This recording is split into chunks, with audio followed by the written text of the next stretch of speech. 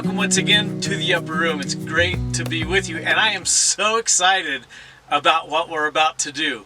As you know, we're in a series we're calling The Lucky Ones. It's a series on the Sermon on the Mount, Matthew 5, 6, and 7.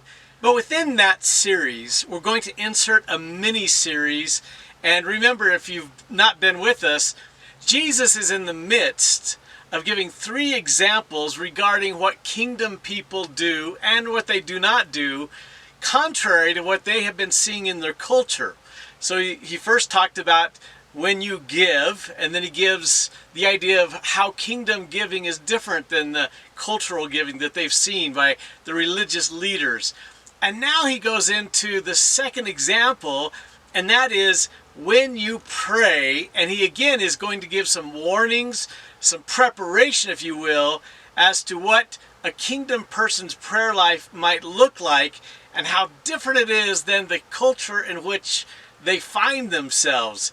But here's what's unique about what Jesus does now. He gives the example, but then he kind of goes off on a little rabbit trail, which makes it sound insignificant, but it's not. It is so significant.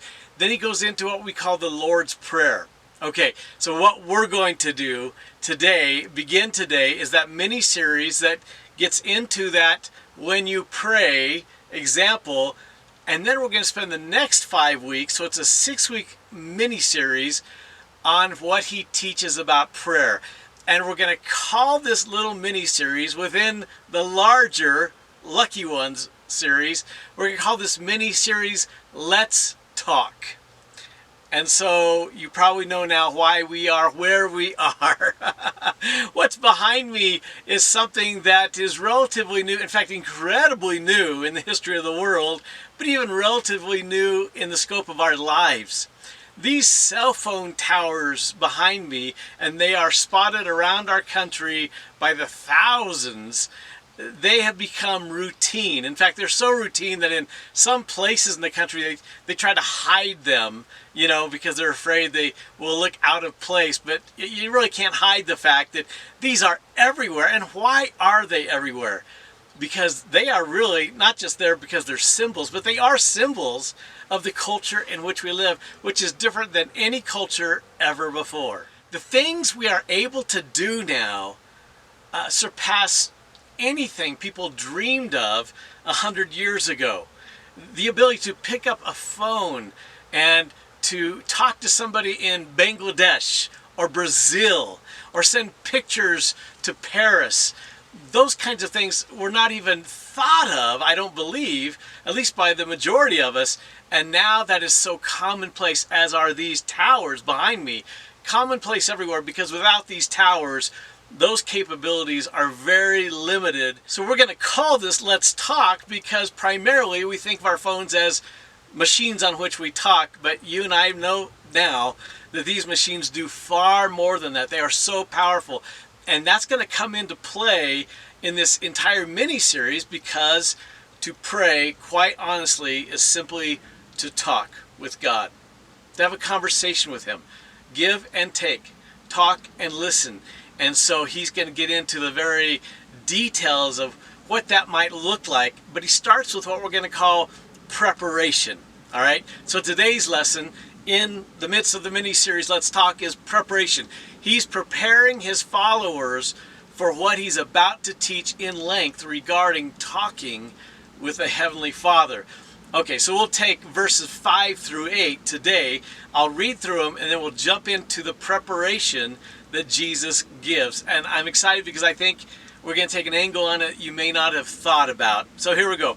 Verse 5. And when you pray, do not be like the hypocrites, for they love to pray standing in the synagogues and on the street corners to be seen by others. Truly I tell you, they have received the reward in full. But when you pray, go into your room, close the door, and pray to your Father who is unseen. Then your Father, who sees what is done in secret, will reward you. He goes on. And when you pray, do not keep on babbling like the pagans, for they think they'll be heard because of their many words.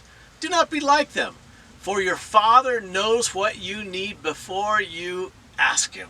Okay, so let these cell towers behind me and the guys working on them, let that be a constant reminder of the series now we're in, the mini-series, Let's Talk, God says.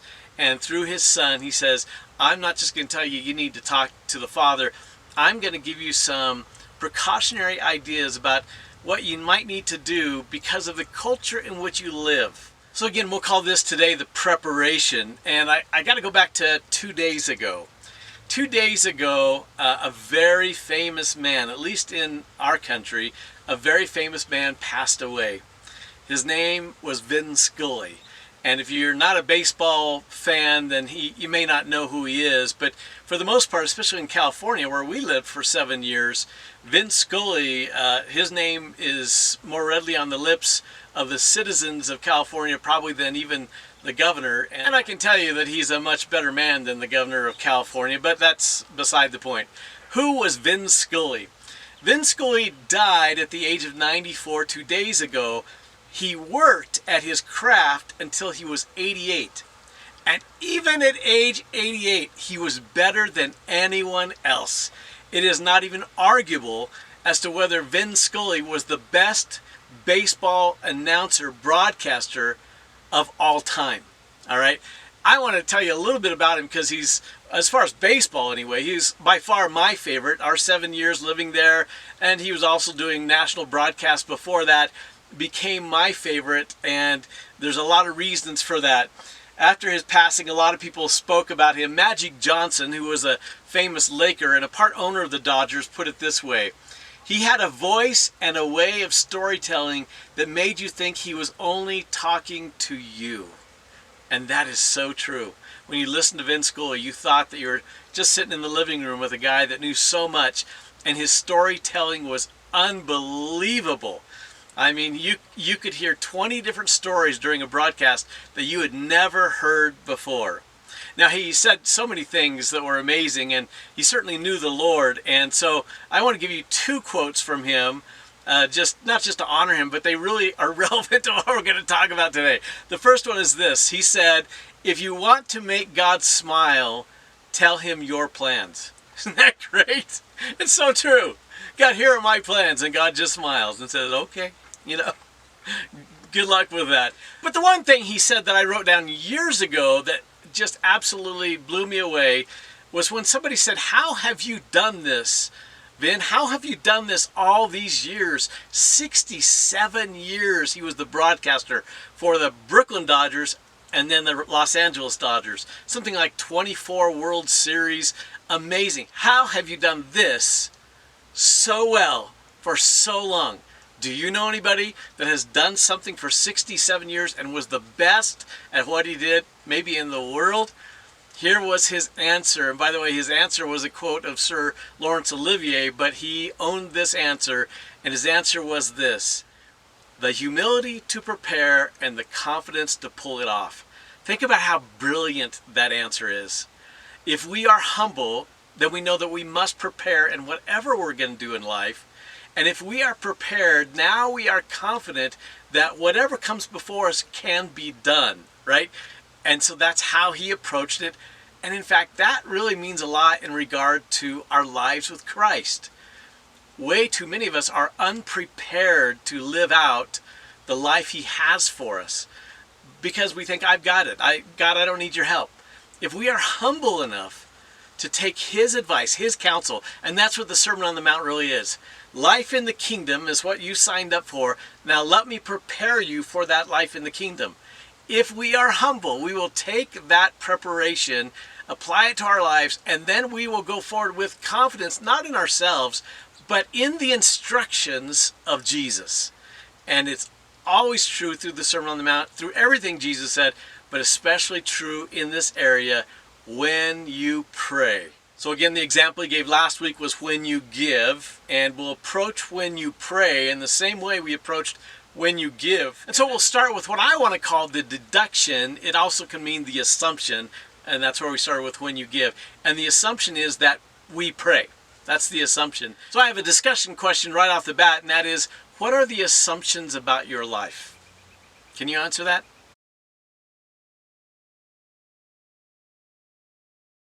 So Jesus' assumption in the first several words of these instructions that prepare us for a life of prayer are when you pray. And I got to tell you something right off the bat. I think this will be a little different than you're used to. I kind of believe that his assumption about the people with whom he's speaking might be different than his assumption with us. You see, with the people with whom he was speaking, they were Jewish people, and for the most part, the Jewish people all prayed 3 times a day. So I wonder if one of the assumptions about your life is that you are a person of prayer. That's just natural. It's just a foregone conclusion that that's one of the main things in your life. However, I got to tell you, unlike the culture in which Jesus was living, where that was a part of their life, 9 a.m., noon, and 3, people stopped and prayed wherever they were, and they had these elaborate long prayers, and they memorized the Shema and another prayer. That was a way of life for them.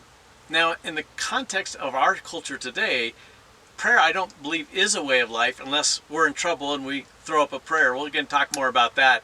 But let me develop this idea, if you will. So in order to do that, I want to go back to Sherry Turkle's book, Reclaiming Conversation. Excellent book.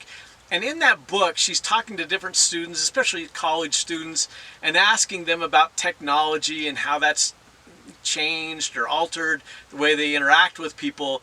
And one college student said this to Turkle: "We are not as strong as technology's pull."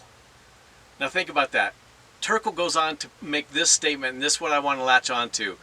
Phones exert a seductive undertow. This little machine, she says, gives us this undertow that's very seductive.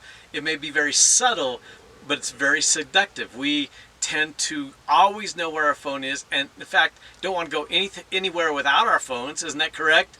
And so she makes this analogy to an undertow. Now, I'm assuming that you don't live on the beach, but most of you have been on the beach. And if you've been to the beach, and that's one of our family's favorite pastimes when we lived there and when we would visit there.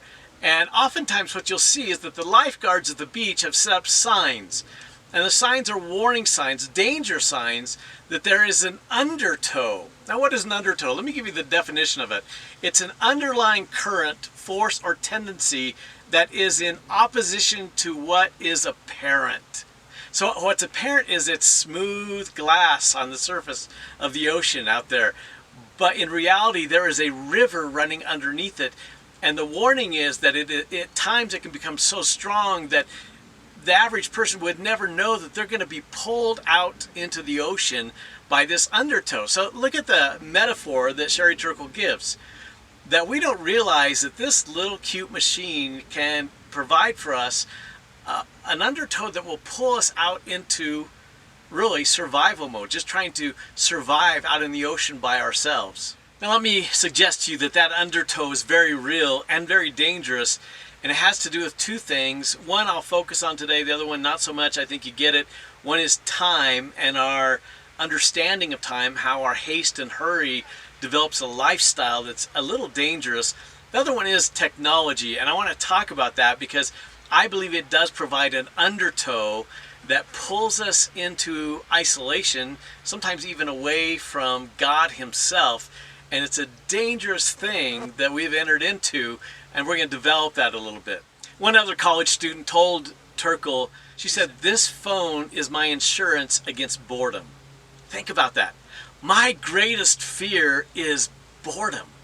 What if I got bored? Now, that opens the door to where we want to go in this. And I've got a proposal, I've got a take on this, I've got a theory. So hang with me on this theory, all right? The theory is this, that because of our technology, which is brand new over the last 30 years or so, because of this technology, our brains have been actually rewired to the point where we're not even sure if we want to be alone with God. And if we were alone with God, which is basically what prayer is, if we were alone with God in conversation, would I not get bored? And that fear of becoming bored with reading God's Word, bored with being with God alone. How many of us have that fear? And so we have to have this. With this, I will never get bored.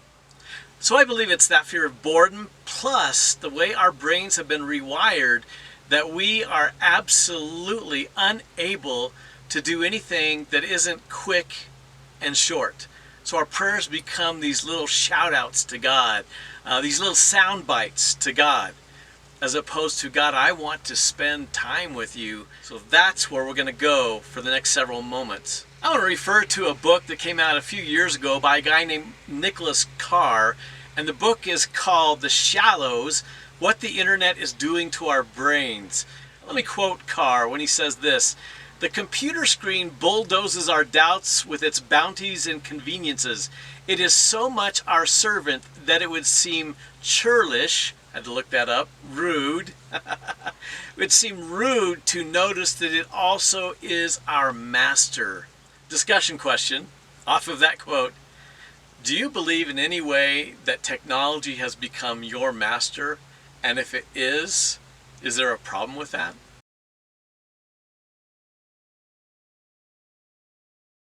So it's pretty common. I was just watching a gal walk her dog, and it's pretty common these days to see people walking their dogs, and for some reason these people have these plastic bags in their hand.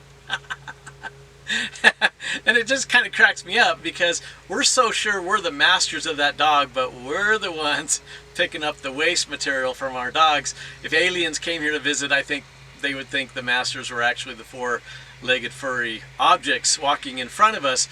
But it's not just dogs that may become our masters. Is it possible that technology has become our master?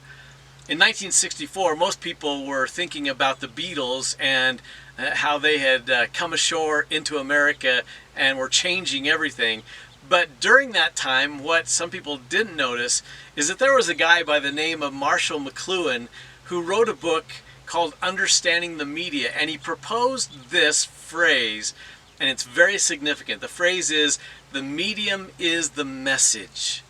Now that was back in 1964, all right? None of this was around in 1964. What did he mean by that? Is it possible that we are so concerned about what the content is on our phones, on our computers, and how dangerous that can be, and not paying attention to the fact that maybe the technology itself is a very dangerous thing? It provides an undertow that may take us out into places we don't really want to go. So what I'm proposing to you today is this, and it may sound like it has nothing to do with Jesus' instructions on prayer, but I'm proposing that the technology that we have become obsessed with just may be an undertow, just may be a current underneath the surface of our lives that is pulling us away from the ability to focus and think long enough to be in the presence of God and to enjoy interacting with God. So let me further develop that a little bit and see if you can come on board with the idea of the issue that we find ourselves. Because the people in Jesus' time did not have this issue. Their issue was putting on a show with their prayer life. I personally don't know anybody that does it. There may be some people, but what I see is a different issue. And so I know I'm kind of going out on a limb here, but come out with me and see if maybe Jesus might say your issue when it comes to prayer is different today. The undertow for you that pulls you away from me is not that you put on a show, but rather that you have become obsessed with something that has affected the way you think and makes it very difficult, if not impossible, to spend time, quantity time with me so that you and I can have fellowship together, okay? You may have heard of the story of the gal who went out in a boat because her husband had been fishing early in the morning. He came back in to take a nap. So she got in his boat, even though the fishing equipment was still in there, and she went out into the lake a ways, and she was just reading her book, very calm, serene place and time. Then all of a sudden, a game warden came up beside her in another boat, and he said, "Hello, ma'am, how are you?" And she said, "Fine, how are you this fine day?"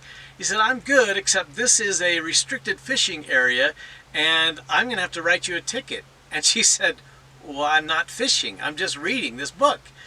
And he said, "I realize that, but you have the equipment to fish inside that boat.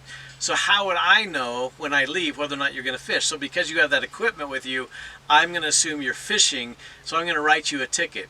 And she said, "You got to be kidding me, right?" I don't even know how to use this equipment. I just want to read.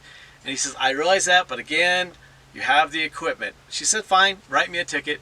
She said, and I'm going to file charges of sexual assault against you. He said, well, you can't do that. I'm not even close to you. I haven't touched you. She says, yes, but you have the equipment necessary to do such a thing, and how would I know whether or not you're going to start using that right away? To which the game warden said, have a good day, ma'am, tipped his cap and left. The moral of the story is this. Don't mess with a woman who knows how to read, because she also knows how to think. And that's the point I want to make here. Do I, with our obsession with technology in today's world, still have the ability to think? Most likely we no longer have the ability to read for any length of time. The book that I mentioned earlier, The Shallows, is written by a guy who says, I came to write this book because I came to realize that even though my background is in literature and all my best friends who have backgrounds and degrees, advanced degrees in literature, we all have come to the agreement that we no longer can focus long enough to read any more than a few snippets at a time. Now, if those guys are realizing that's a problem, is it a problem with us? Are you able to sit down with a book for 3 hours and read? I'm guessing not. If I'm not able to focus for any length of time, there's a great chance that the problem with my prayer life is not that I want to put on a show, but rather that I can do nothing more than throw up sound bites and shout outs to God.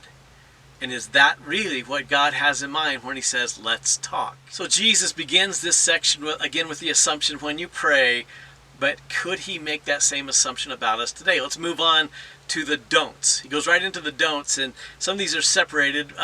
It's the second part of verse 5, second part of verse 7, and the first part of verse 8. We'll take each one of them by themselves. He says, do not be like the hypocrites. Remember, that word is the word for the actors who pretend to be something they're not.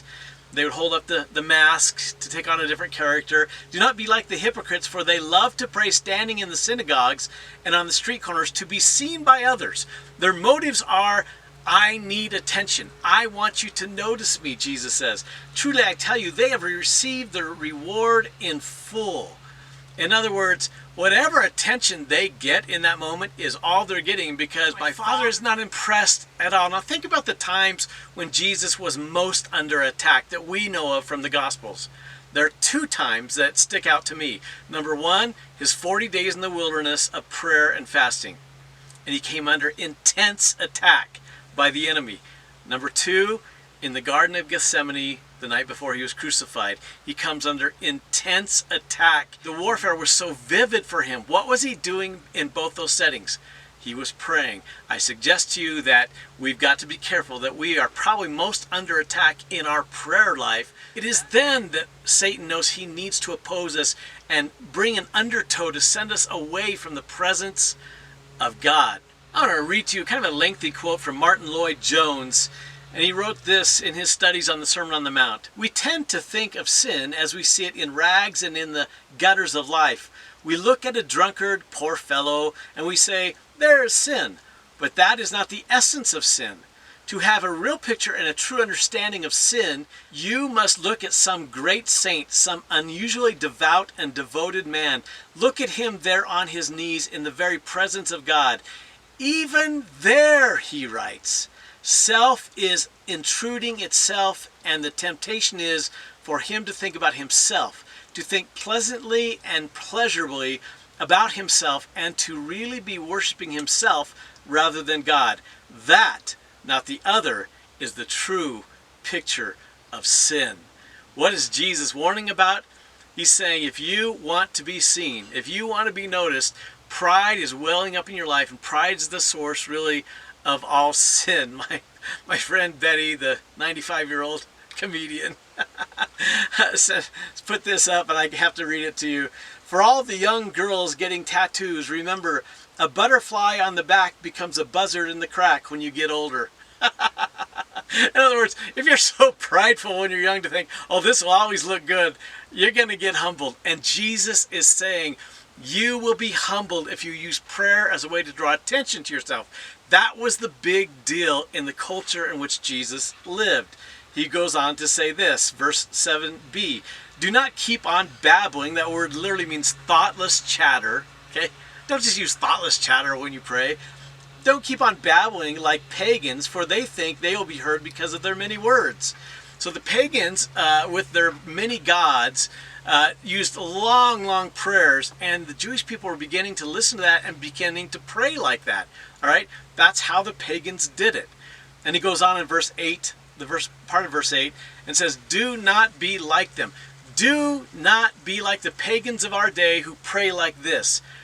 Okay, again, I want to transition you to our day, and I just wonder, I'm not saying this is a thou shalt not. I just wonder if Jesus' instructions to us would look a little different, same basic principle. I'm preparing you for a life of prayer, but if they look a little different, and not so much that you are tempted to put a show on with your prayer life, but rather that maybe the gods of the pagans around you that you are copying are the gods of technology, and there is a chance that you will buy into selling out to all the technology of this world and it becoming an obsession of your life, and that could be the undertow. That could make you drift away from my presence. Do you get Jesus' point? Anything that would keep you from authentically being in the presence of my Father needs to be dealt with.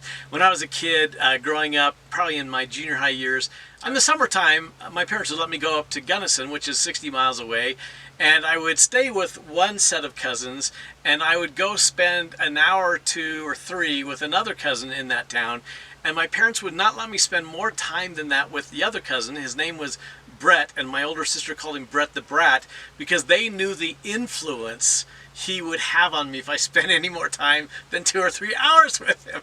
Now, good news is Brett's grown up to be a great man, but he had his moments when we were young, and I won't even go into the details, but they didn't want that influence on my life. I think Jesus would be saying the same thing. Don't let the hypocrites of our day and don't let the pagans of our day influence your perspective on how prayer is to be lived out. So I just tend to believe that Jesus' warning to us, although it's about the same concept of prayer, might look a little different today because technology now pulls us away from Him and His presence, and how easy it is, isn't it, to be pulled? We don't even realize it. That undertow takes us out, away from His very presence, into really a dangerous life to live. I've kind of gotten pulled into watching the Blue Bloods series going back many years. I think it's in its 10th, 11th, 12th season. And others have told me they've gotten pulled into watching that series because it really is endearing, because it truly is about a family in New York City that, is all about law enforcement. And they're such a wholesome family. And I'm not so sure that since the Waltons we've seen such a wholesome family. They try to do what's right all the time, and they have this weekly dinner. You have to be there at the weekly dinner, and they pray before the dinner. By the way, in the 8th season they quit praying, and there was an outcry from people. Somebody was offended that they were praying at dinner, and there was an outcry, and it came back.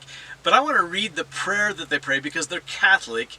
And so this part where Jesus says, do not keep on babbling, do not use meaningless words that go on and on. This is the prayer that they use in Blue Bloods. Bless us, O Lord, and these thy gifts, which we are about to receive from thy bounty through Christ our Lord. Amen. Same prayer, every meal. They all know it.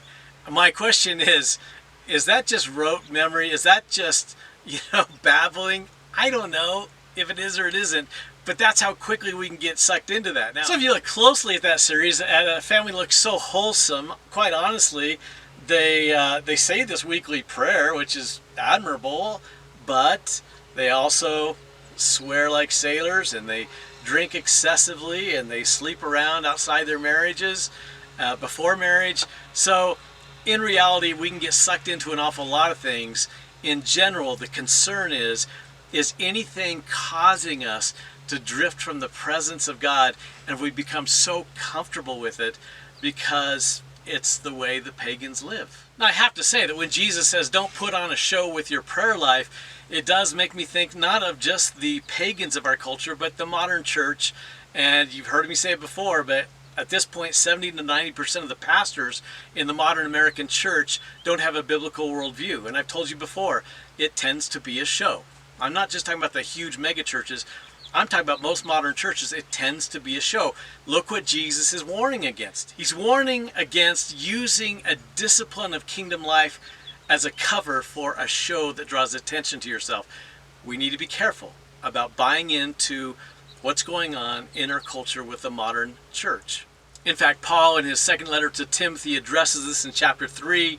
But mark this, there will be terrible times in the last days. People will be lovers of themselves, lovers of money, boastful, proud, abusive, disobedient to their parents, ungrateful, unholy, without love, unforgiving, slanderous, without self-control, brutal, not lovers of the good, treacherous, rash, conceited, and lovers of pleasure rather than lovers of God. It's the modern church. All those descriptions I have found in the modern church. Verse 5, having a form of godliness but denying its power. Having all the markers of kingdom people, but there's no power behind it.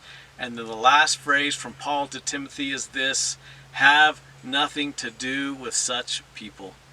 Again, a warning about people who use the markers of religiosity, the markers of spirituality, the markers of kingdom life, but in fact, underneath the surface, they have been towed out to sea. He says, watch for this. This will happen in the last days. You and I both know it's happening today. If you find what I just said offensive, that's okay. Most of what Jesus said was offensive to people. Peter writes in 1 Peter 4:17 that judgment must begin with the house of God. If we're to step back and have a discerning eye and say, what's right, what's wrong, let's start with us. Okay, the pagans, that's easy. Okay, we shouldn't want to be like them. But what's happening with us? So we've covered Jesus' assumption. When you pray, we've covered the don'ts. Don't be like the pagans and the hypocrites. Let's move ahead to the do's, which are found in verse 6, the first part of it. But when you pray, go into your room, close the door, and pray to your Father who is unseen. For the most part, in the Middle East, in those days, houses did not have separate rooms for every person to have their own bedroom. So the idea is find a place where people cannot watch you pray. Is he saying you should never pray in public? Of course he's not saying that. Jesus prayed in public often. What he is saying is don't use prayer as an opportunity to draw attention to yourself. But now watch the remedy he gives to that problem, to that illness. That is, be alone with the Father. Make sure you have time alone. Focus on being in the presence of God. Jesus did that as well, didn't he? More times than not, he was out alone with his Father. Again, if Jesus was teaching this in our culture, in our day, he might use that same analogy. Go into your house, go into your room, go into your closet, shut the door. I believe what that would mean, practically to us, turn off the technology. Unplug it. So that you can learn again, rewire your brain. In that guy's book called The Shallows, he does develop the fact that our brains get wired and then rewired. They're not rigid. They don't just stay the same their whole lives. They learn to adapt, and he believes our brains, our minds in our culture have all adapted to a different way of thinking, a different approach that makes it very difficult for us to focus for any length of time. Don't think that that's an accident. Because to learn from God in his word and to be in his presence and hear from him takes time, and it takes focus that most of us no longer have. It's time to rewire the way we think. Again, that can only be done by unplugging and turning off, I believe. Does that mean there should be a law against technology in the church? Absolutely not. It's not about new laws. It's about figuring out how I can best live out life in the kingdom, which is what Jesus is instructing. Years ago when I was in Bible college, I was on the 3rd floor of Seth Hall, which means nothing to you, but on that floor were all my buddies, about 8 or 9 guys. And on that floor, we developed a couple things that were difference makers in our lives, in my life for sure. One was the closet. There was actually a closet we cleaned out, and you could go in there. There's only room for a chair and for you to kneel in front of that chair if you wanted to, and people literally had to sign up to get to use that, because so many people, so many guys, and myself included, found that when I shut the door to that closet and tuned everything else out, something very special happened when I focused on being in the presence of God. Another thing we did was on Thursday nights in Bud Diener's room called His Time. We went in, even though we were supposed to actually be in bed by, I think, 11. We turned the clocks around so the clocks could not be distracting to us, turned the lights off, and it didn't matter who got in there before 10. You had to be in there before 10.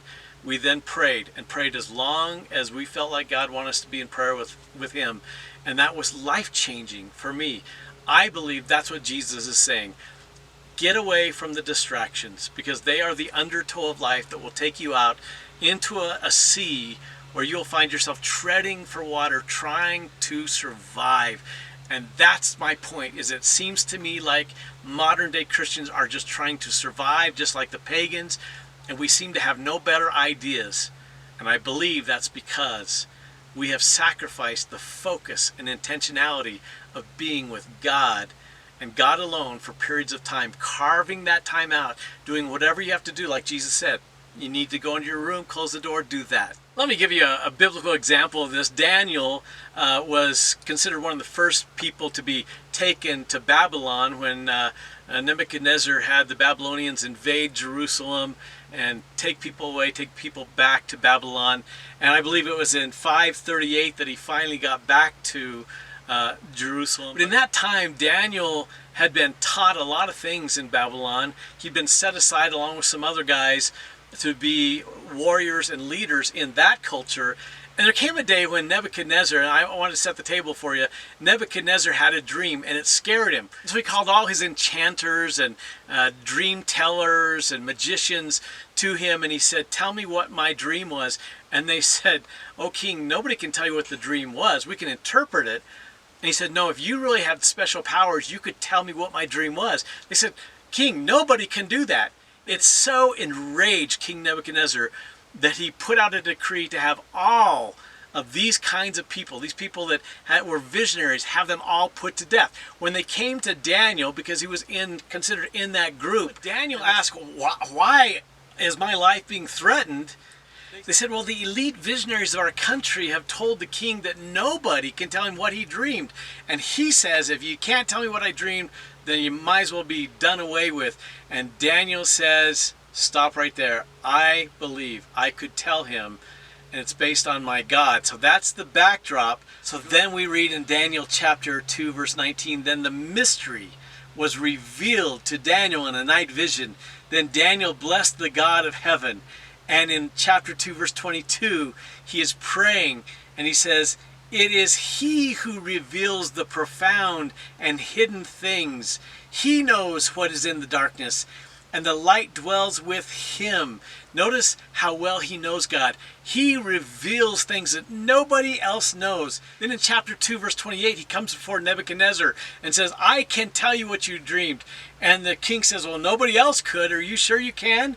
And he says to him in verse 28, "There is a God in heaven who reveals mysteries, and He has made known to King Nebuchadnezzar what will take place in the latter days. This was your dream and the vision in your mind while you were on your bed." And he tells him what his vision was. He tells him what his dream was. Why? Because the God, Daniel knew, the God that he serves is the God who reveals mysteries. He's the God who can explain the inexplainable, who can reveal the secrets that nobody else can figure out. And then in Daniel chapter 2, verse 47, the king answered Daniel and said, "Surely your God is a God of gods and a Lord of kings and a revealer of mysteries, since you have been able to reveal this mystery." Isn't that great? My question to you, and I'm serious about this question. You think Daniel could have done that if he was obsessed with technology? Of course, they didn't have technology back then. But if he was so obsessed with things other than knowing the God of the universe, how would he have known that God will reveal what we need to know about this life? Well, that's the only example, right? Now I take you to Job chapter 12, verse 22. He reveals mysteries from the darkness and brings the deep darkness into light. One of my favorite verses of all time, Jeremiah 33:3. Call to me, and I will answer you, and I will tell you great and mighty things which you do not know. Now, how can you hear that from God if all you can do is give shout outs to him? If all you can do is offer up a little snippet of a sentence of a prayer to him and go on your way? How could that happen? I take you to Matthew 13:11. Jesus answered them, to you, he's talking to his disciples, to you it has been granted to know the mysteries of the kingdom of heaven, but to them it has not been granted, meaning to the others.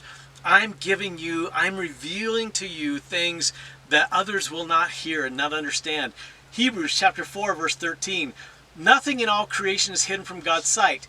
Everything is uncovered and laid bare before the eyes of him to whom we must give account. Therefore, since we have a great high priest who has ascended into heaven, Jesus the Son of God, let us hold firmly to the faith we profess. For we do not have a high priest who is unable to empathize with our weaknesses, but we have one who has been tempted in every way just as we are, yet did not sin. Verse 16, here we go. Let us then approach God's throne of grace with confidence. What did Vince Cooley say? You got to have the humility for preparation, and the preparation leads to confidence. If you have the humility to say, God, I don't need anything but you truly, and so you are my priority, now you can be prepared and be confident to come before the throne of God so that we may receive mercy and find grace to help us in our time of need.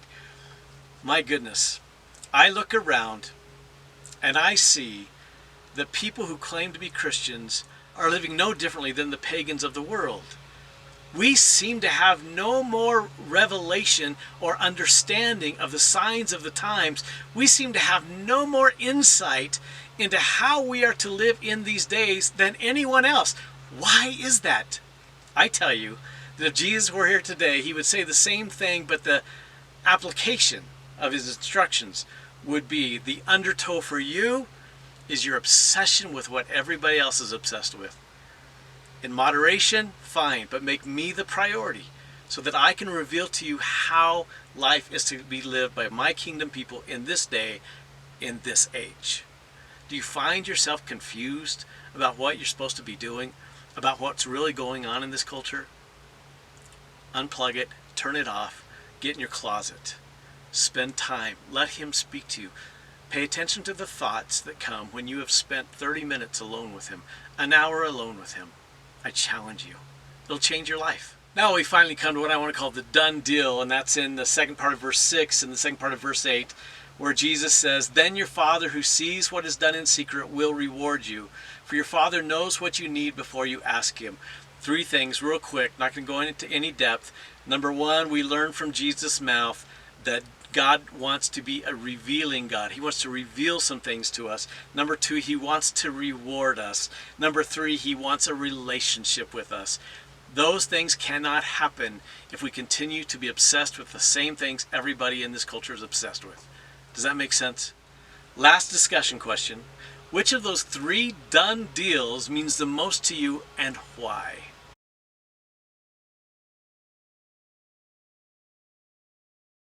In 1864, a young African-American child was born into slavery.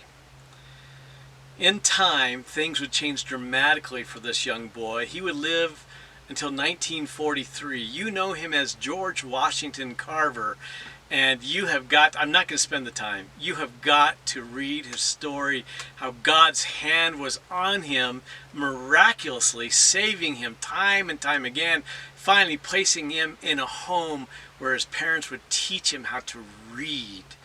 And he fortunately did not have an iPhone or an iPod or anything, a computer to distract him. And boy did he learn. Boy did he learn what God had in mind for him, because at a young age, it is written that he gave his life to Jesus Christ. And as he grew older, he infused his life with the knowledge that God gave him. In 1891, he entered Iowa State University. It's now known as Iowa State. It was known by another name then. And by 1894, he had graduated and was the first ever black student to graduate from university with a bachelor's of science. If you know his story, he went on to do great things, to invent so many things. I want to read to you from a biography about his life called The Man Who Overcame by Lawrence Eliot. This book came out in 1966. And what I'm about to read to you is the kind of thing that George Washington Carver was known for talking about. And it didn't always win him a lot of friends. Here we go. One story has him crying out to God, "Oh, Mr. Creator, why did you make the universe?" To which God replied, "You want to know too much for that little mind of yours. Ask me something more your size." So he tried this. "Dear Mr. Creator, tell me what man was made for." "Still too big," the Creator said. Finally, "Mr. Creator, why did you make the peanut?" "That's better," God said to him. And he gave me a handful of peanuts and went with me back to the laboratory, and together we got down to work. In all, George Washington Carver found over 300 uses for the peanut. Isn't that great? God, tell me about the universe. Too big. Tell me about man. Too much for you. How about the peanut? Now we're talking. Isn't that amazing? That's his recollection of his time with God. And he went on to say this, which did not win him any friends either. "No books ever got into my laboratory. The thing that I am to do and the way of doing it comes to me. The method is revealed at the moment I am inspired to create something new." And then he finishes, "When you do the common things in life in an uncommon way, you will command the attention of the world." What am I suggesting? I'm suggesting that the things that God did through George Washington Carver can still be done today through us. The problem? I'm not sure we ever spend the time and the focus to hear from God what He has for us. So if you're wondering, why is my life in such shambles? Why is my life off track? Why am I so filled with anxiety and worry? Why am I so frustrated with this life?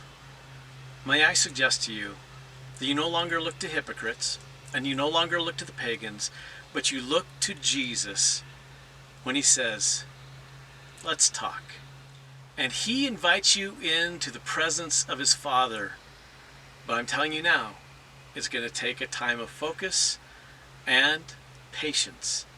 Something that most of us don't have any longer because of the way we have been taught to think by the ways of our world. Unplug, turn off, at least carve that amount of time each day to be fully in the presence of God. Listen to Him as He says, "Come, let's talk." You don't need these towers to do it. Thanks for joining us.